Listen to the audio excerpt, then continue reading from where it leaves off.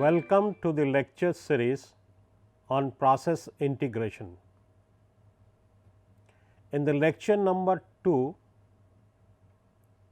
we have demonstrated how the integration of hot stream can be done through a graphical method. Using this method, all the hot streams of a industry can be integrated. I would like to convey this, that when we are going for a integration in a industry, and that integration is a energy integration or a heat integration, then we would like to find out that how much heat is available in the industry, what is the requirement of the industry as heat for the cold streams, and how much hot streams can give heat to the cold streams. In many situations, you will find that the hot streams have heat with them, but it cannot be given to the cold stream. For example, if a hot stream is available at 100 degree centigrade to 70 degree centigrade, it cannot give a heat to a cold stream which is at 200 degree centigrade and rises to 250 degree centigrade. That means, all the hot streams which are available in the industry cannot give their heat to all the cold streams. Why this has happened? Because due to the temperature constraints. If a hot stream's temperature is higher than the cold stream's temperature, then only as per the thermodynamics, natural flow of heat will take place. Further, we have seen in the lecture number 2 that while we are doing integration of hot streams, there are two important parameters. The first parameter is that we have to keep the temperature intervals intact while doing the integration. And the second important parameter of the integration is the amount of heat which are available with the hot stream. Now, after integrating all the hot streams and developing the method of integration of hot streams, we will see how the cold streams can be integrated. And by integrating all the cold streams, we will create a cold composite curve, as we have created a hot composite curve by integrating all the hot streams. And then this hot composite curve and the cold composite curve will be used to estimate how much heat internally can flow to the cold composite curve and what is the heat requirement of the industry which be supplied from outside, and what should be the cold utility requirement which should be supplied from the outside. Now, this gives a better picture of heat integration of an industry and talks about the possibility of transferring the heat from outside actual as well as from the inside. Now, let us see that what are the advantages of the composite curves. We already know how to create a composite curve or how to create a hot composite curve. and that is why it is now time to discuss that what are the advantage of this, and then we will proceed how to create a cold composite curve. Advantages of composite cold curves are that we need not represent the each streams individually. If we start tackling each stream separately, then obviously the complexity of tackling it will increase. So, this is always advisable that all the cold streams should be integrated to form a cold composite curve. The second thing is that cold composite curve, the temperature levels of each cold stream and heat demand should be present. That means, the supply temperature of the cold stream and the target temperature of the cold stream, and how much heat is required to heat the cold stream from its supply temperature to the target temperature should be given or should find a part in the composite cold curve. The third thing is that the temperature enthalpy values, the slope of the TH diagram associated with any cold stream cannot be changed. If I am changing the slope, what I am changing is the Cp value, and when I am changing the Cp value, either I am changing the mass flow rate or I am changing the Cp, that is specific heat, or I am changing both. As the streams have fixed Cp values and mass flow rate values, this cannot be changed. We will see situation when Cp values also change due to the temperature.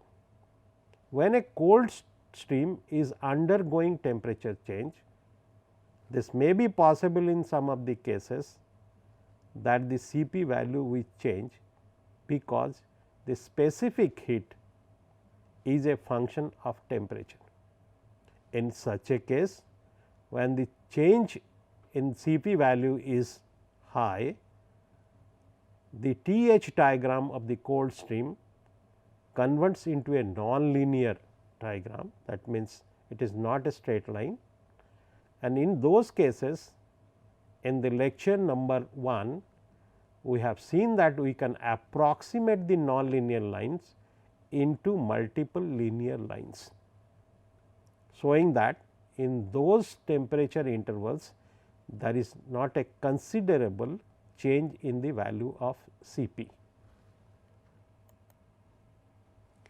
Relative position of cold streams can be changed by moving them horizontally parallel to delta x axis relative to each other. This we have seen, and we have also proved in the hot stream integration that the relative positions of the cold streams with respect to each other can be changed, and this does not add to any problem in the analysis of or in the creation of the cold composite curve.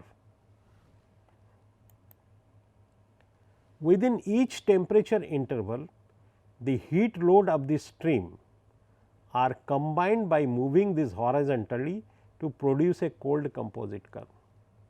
We will see here also that the integration takes place in a temperature interval, where more number of cold streams are available than one.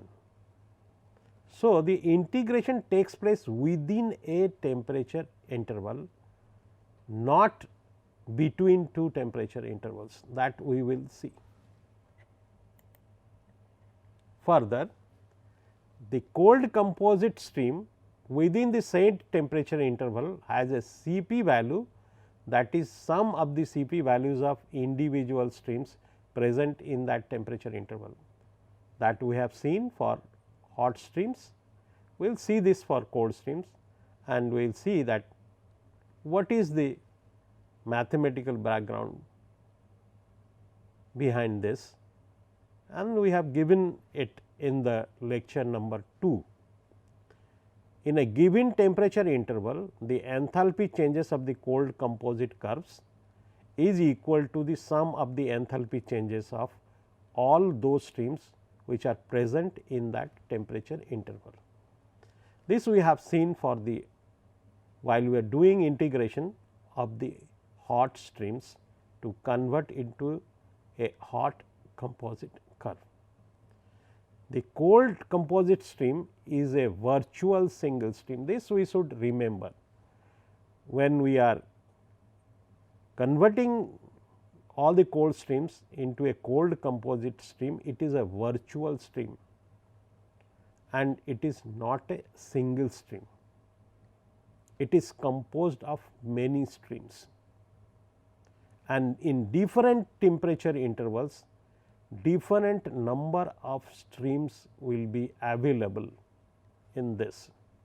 Though after integration it appears as if it is a single stream, it is not correct, and that is why we say that cold composite curve or cold composite stream is a virtual single stream. It is not a actual single stream, and it is composed of many streams. Now, we see why we have selected a temperature enthalpy diagram. This temperature enthalpy diagram is the basis of heat integration. Within this temperature enthalpy diagram, we will integrate many cold streams into one virtual cold stream. Now, let us try to examine what is the inherent quality or what is the inherent parameters of a cold streams which are required for integration. If we analyze this as discussed in earlier, we will find there are two parameters. One is temperature of the cold stream, that is supply temperature and the target temperature, and the enthalpy of the cold stream which is required to heat the cold stream from the supply temperature to the target temperature. Temperatures are sacrosanct, we cannot change the level of temperatures, but delta H is a value which is a differential in nature. That means, it is not absolute in the sense. We will see this, that while sliding a cold stream parallel to delta H axis, maintaining the delta H value will not create a problem. Now, if a cold stream, I had already told you that if a cold stream is at a say 100 degree centigrade and a hot stream is at 80 degree centigrade, the hot stream cannot give heat to the cold stream. Now, if that cold stream which is at 100 degree centigrade, if is brought down by shifting the line or artificially shifting the temperature interval to 60 degree centigrade, now the hot stream will be able to pass on heat to that cold stream, and hence in actual, as it is not possible to pass on heat from a temperature to a higher temperature, it is not advisable that the temperature levels of the any stream should be changed. So, we see that there are two parameters which are represented as the axis of a plot, and these two parameters are temperature level and delta H. So, within this boundary of T and delta H, we will try to integrate all the cold streams available. Now, let us try to see that what is the relationship between the delta H and the T values. Now, when we select a stream, maybe a hot stream or a cold stream, as this lecture is for cold streams, we will talk about cold stream. The cold stream has a supply temperature which is represented by T s and has a target temperature which is represented by T T suffix T. The supply temperature is the temperature at which the cold stream is made available, and the target temperature is that temperature up to which it has to be heated up by either by a hot stream or by a hot utility. Now, if we change the temperature of a cold stream from T s, its supply temperature, to T T, its target temperature, what will be the enthalpy change in this cold stream can be written as delta H is equal to Q is equal to integration T s to T T C p dt. If the C p is inside the integration, it means C p is a function of t, and if it is not a function of t, then we can bring out it from the integration. In general case, C p is a function of t and can be represented by a polynomial C p is equal to C 0 plus C 1 t plus C 2 t square plus C 3 t q, so on forth. As C p is a function of t, then delta H is also becomes a function of t.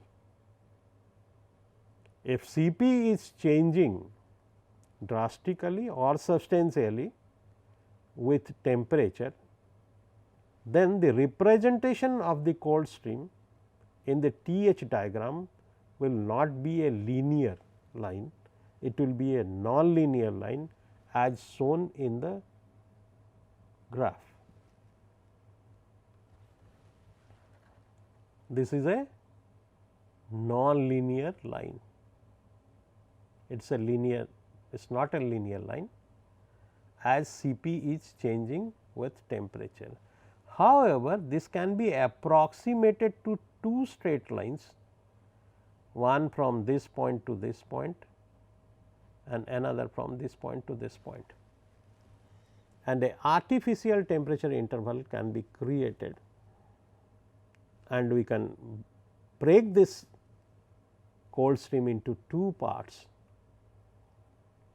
based on the linearity of the stream. Now, let us develop a mathematical relationship to graphically present this cold stream in the T H diagram, where T is the y axis and H or delta H is the x axis. If I am able to represent this cold stream as a equation, then I can plot it this in the T H diagram. So, let us take a cold stream whose supply temperature is T 2 and target temperature is T 1, such as T 1 is greater than T 2. And if I take the reference temperature as 0, then the enthalpy of the cold stream H 1, which is at temperature T 1, is equal to m C p T 1 minus 0. Similarly, the enthalpy at T 2, which is H 2, will be m C p T 2 minus 0. Here I am taking reference temperature to be 0. If I consider that MCP is equal to capital CP, which will be called heat capacity flow rate. Then I can write down H 1 minus H 2 is equal to capital CP T 1 minus T 2, and T 1 minus T 2 is equal to 1 by Cp into delta H. Now, this shows the equation of a line, and I can plot this cold stream into T H diagram. So, the cold stream will start from T 1 and will end at T 2 and will have a slope such that its projection on H axis is delta H, and slope of this line will be 1 by Cp. So, we have learnt now how to place a cold stream on a TH diagram. Once we know this, we can place all the cold streams which are available in the industry into TH diagram. Once the cold streams are plotted like this, the second stage of the operation is to integrate those cold streams and to create a virtual composite cold stream. Now, let us see that how a cold stream can be integrated with the other cold stream. Now, for constant Cp, we see that this will Cp will come out of the integration, and we see this relationship Cp equal to Tt minus Ts, and this forms the equation.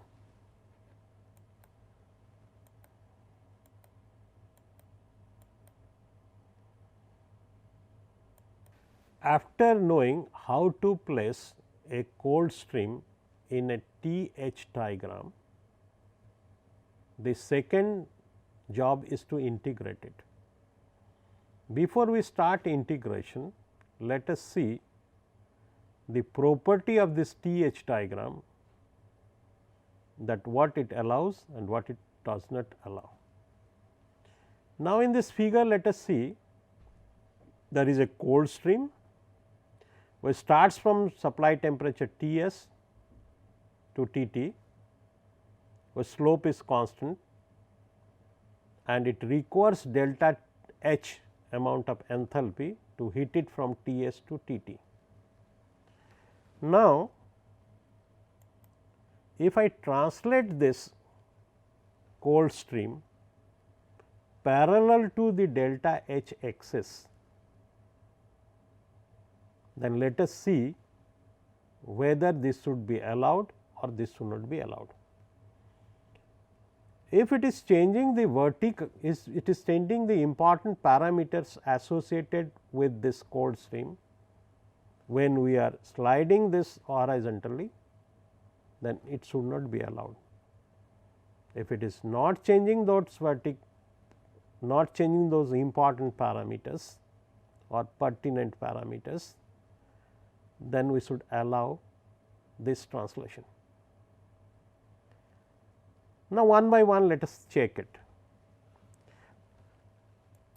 Line representing the cold stream can be shifted parallel to delta H axis, keeping the slope intact. Now, when I am sliding this, I am not changing the slope of the line. The line always remains in the temperature interval T s to T t. So, while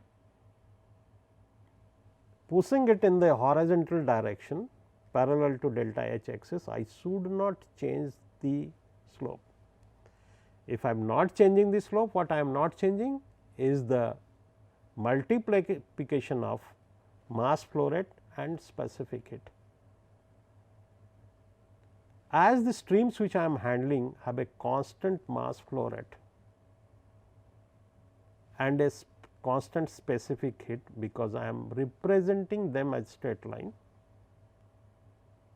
and if I am keeping the slope intact, I am not changing these two qualities or these two quantities which are pertinent in nature.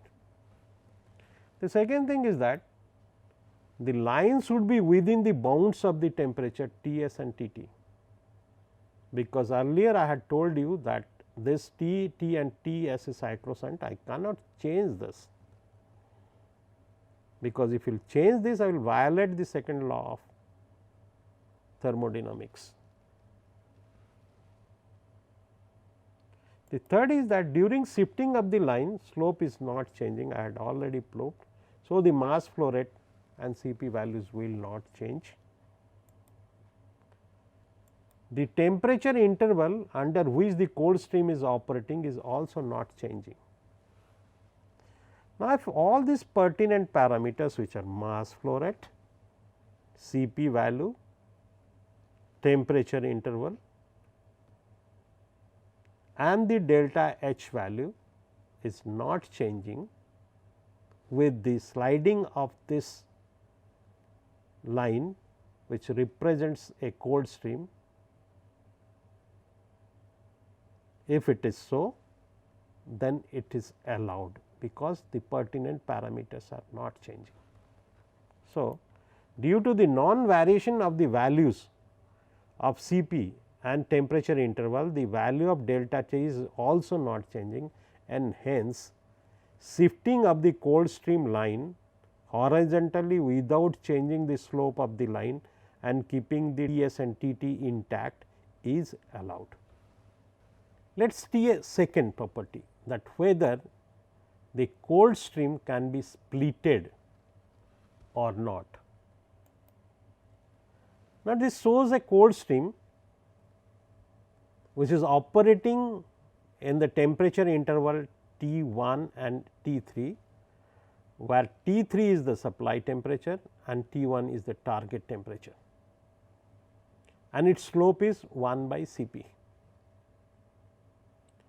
Now, the question is, can I break it at T 2, which is an artificial temperature interval, and then I can translate horizontally the broken part B and C. So, let us see this.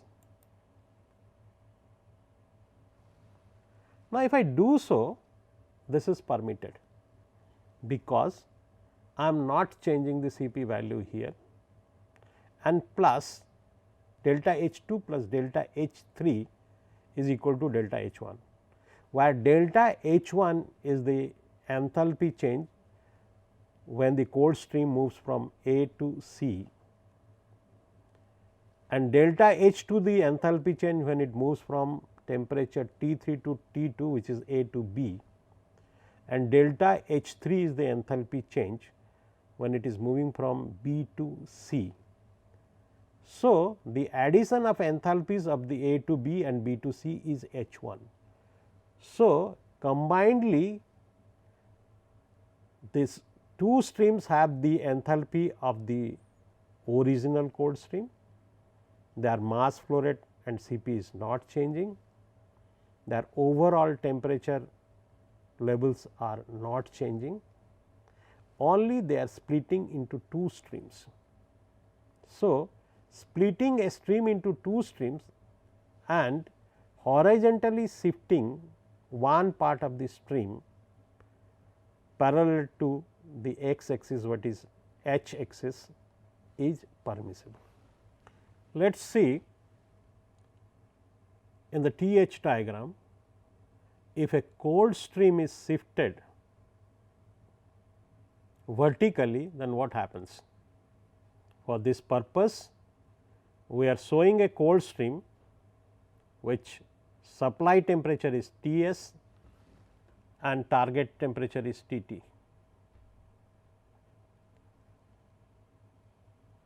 Now, its slope is 1 by Cp, and while translating it vertically upward, I am not changing Cp value. That means, I am not changing the mass flow rate and the specific heat multiplication factor. However, when I shifting it to horizontally up to position A, its supply temperature changes to T s dash and the target temperature changes to T t dash. This is changing the temperature level of the cold stream. Further, if I shift it to a position B, then the supply temperature becomes T s double dash and the target temperature becomes T t double dash. Now, when the shifting takes place, what is happening? Its supply temperature and target temperatures are changing.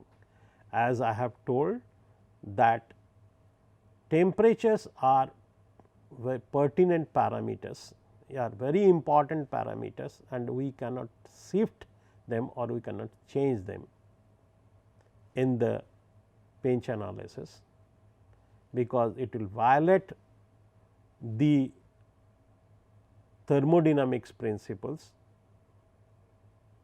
and will give false information about the transfer of heat, as it plays with the temperature levels when we are shifting it vertically upward parallel to the T axis.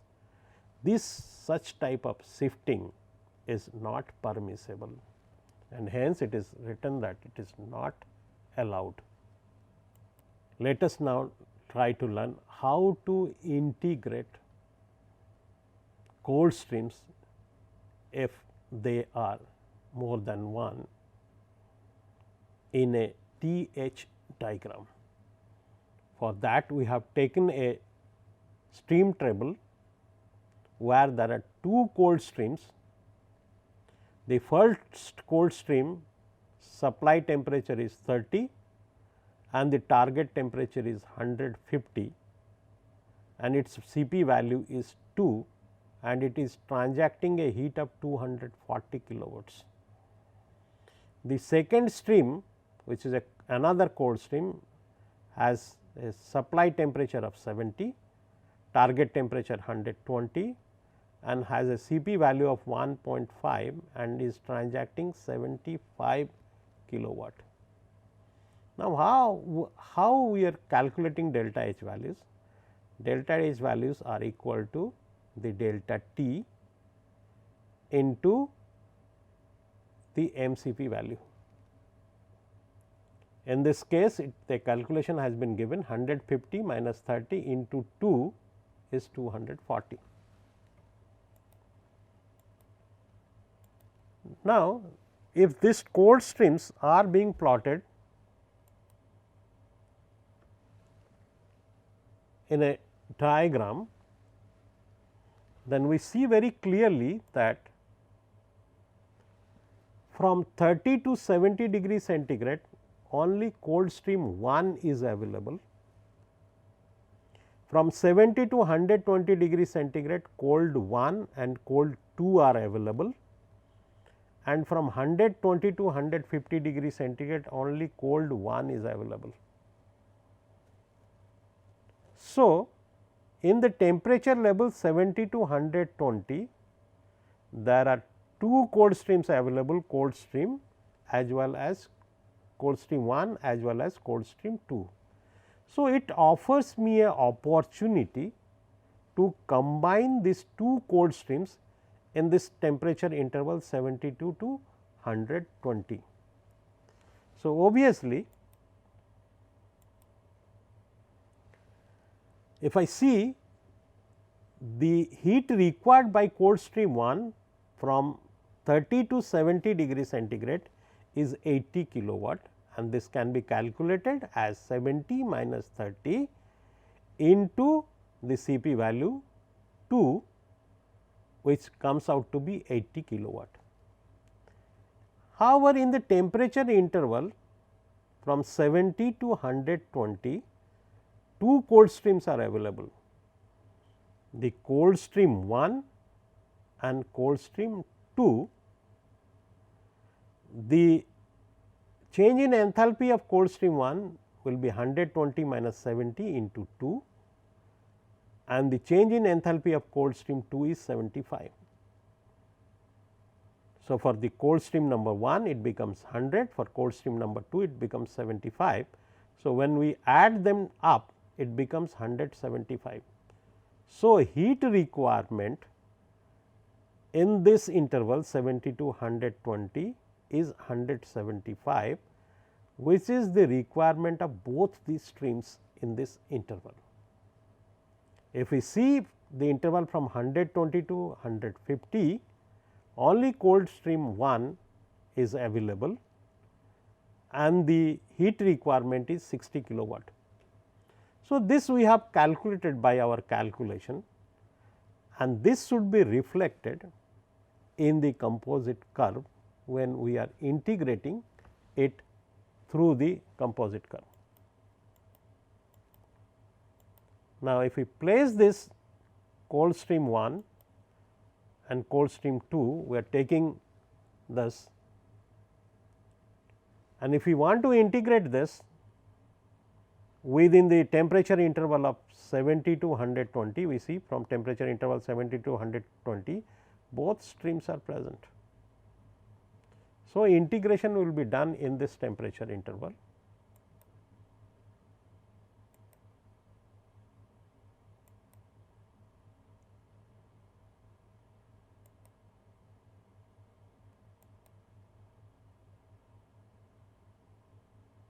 So, this shows how we have integrated both streams in the temperature interval 70 to 120, and then the broken part of the cold stream 1 is shifted to join this integrated curve, which is from here to here, and it added here while maintaining the slope.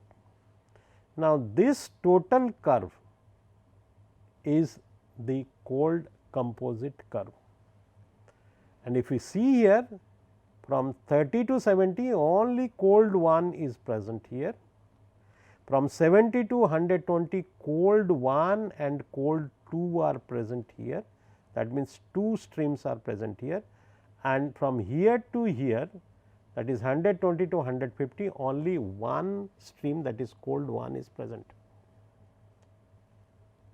This composite curves is a fictitious curve because it appears as if it is a one stream, but this is not one stream, because from this to this 30 to 70 one stream is available, from 70 to 120 2 streams are available, and from 120 to 150 again one stream is available.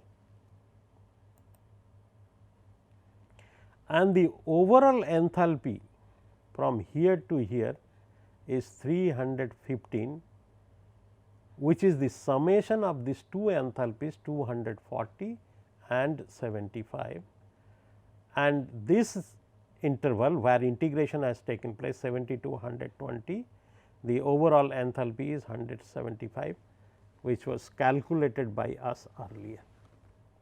The slope of this line will be 1 by the summation of the Cp values.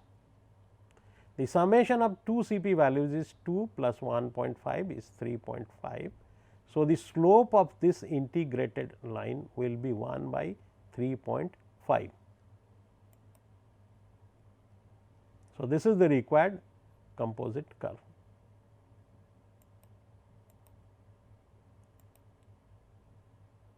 Let us take another example.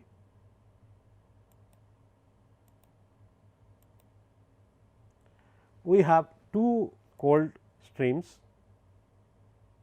and both the cold streams are present from 140 to 180. So, it gives a scope for integration. So, I have broken this line and shifted this to this, and then it forms a line which is an integrated cold composite, and then this line remains. So, we have a cold composite curve in this case, where Cp value of this is 0.2, Cp value of this is 0.5, because it contains two cold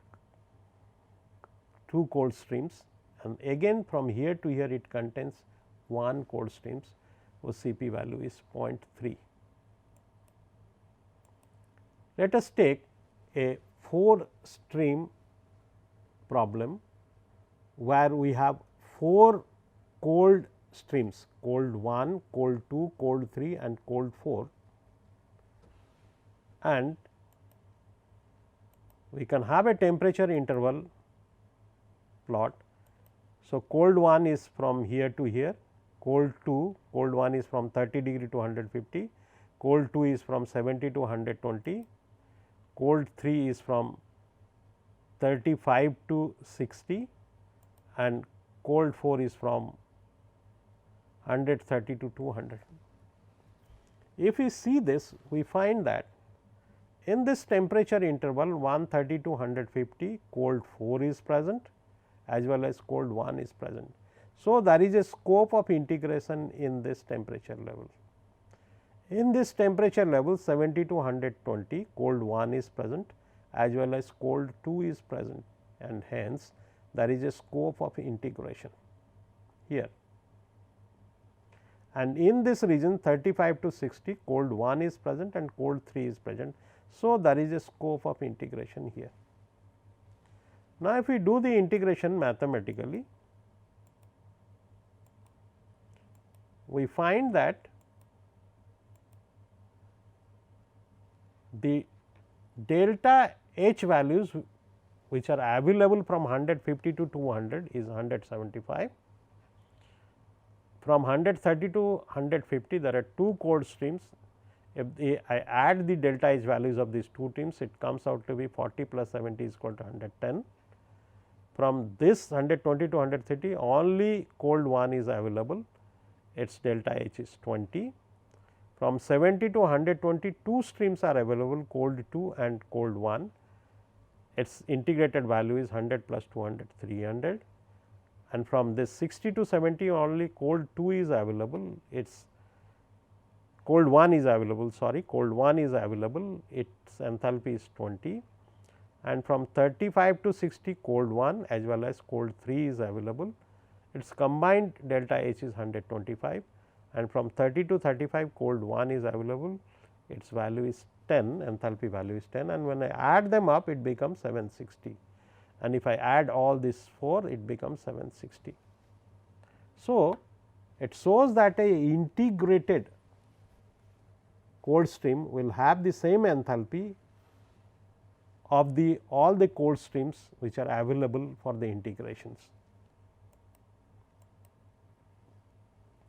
This shows you the integrated cold stream whose stream data is available here. Now, we will see that here there are changes of the slope. These changes takes place in the temperature intervals. That means, you will find changes either in 30, 70, 35, 130 or 150, 120, 60 and 200.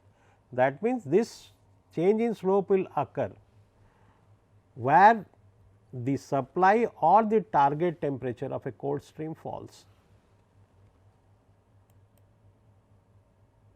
Now, let us take another problem where there is non-overlapping of temperature ranges. That means, the temperature range of cold 1 is not overlapping with the temperature range or temperature interval of cold 2. Then how to integrate them? Because we have seen that integration is only possible when there is a overlapping temperature range. Now, this shows the temperature levels of 2 cold streams. The first cold stream, the temperature level is from 50 to 125, and for the second cold stream it is 130 to 250, and there is a gap here 125 to 130 where no cold stream is present.